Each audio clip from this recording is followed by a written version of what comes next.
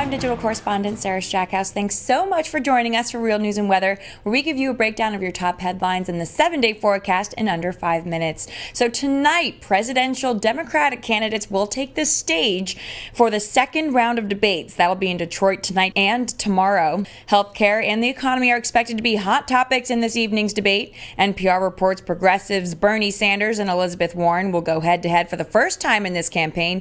Keep in mind, this time there will be no candidates asked to raise their hands to answer. The debate begins at 7 p.m. Central Time on CNN.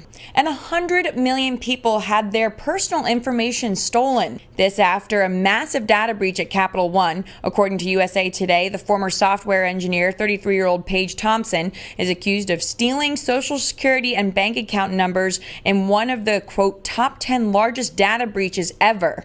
Fox News reports she was arrested yesterday by FBI after leaving a large digital footprint and boasting about the hack on social media. And today is National Cheesecake Day. Make sure to get over to your favorite restaurant and get yourself some fill for that sweet tooth. Now let's kick it over to meteorologist Payne. Cash, what are we looking at?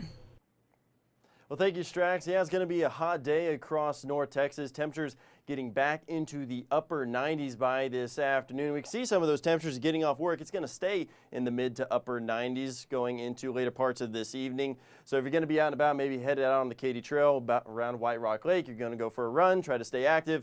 Just remember to stay hydrated out there. It's going to be really, really warm over the next several days. It's not going to get any cooler. We had that late cold front last week that we really got to enjoy. Well, this week we had somewhat of a cold front come in yesterday, but it's not really going to do any damage on our temperatures. Now, we will have some light winds, about 5 to 10 miles an hour, but lots of sunshine. It's going to be very active going into today and into this evening until temperatures start to drop around 10 o'clock.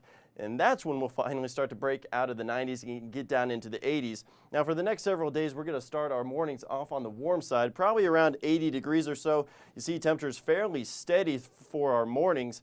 And by the afternoon, it's going to warm up really fast with plenty of sunshine in the 7-day forecast over the next several days across the Metroplex. I don't know why I'm saying it with a smile, because it's just going to get hot. You're going to be sweaty if you're going to be outdoors, because it is that time of the year. We're in late July and heading into early August. Now, the hottest day is going to be on our Thursday. We are going to see possibly some triple digits across a good portion of the DFW Metroplex.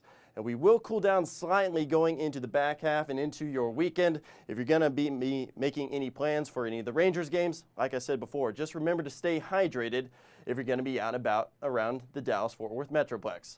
For now, though, that's all I have. Let's head back to Strax.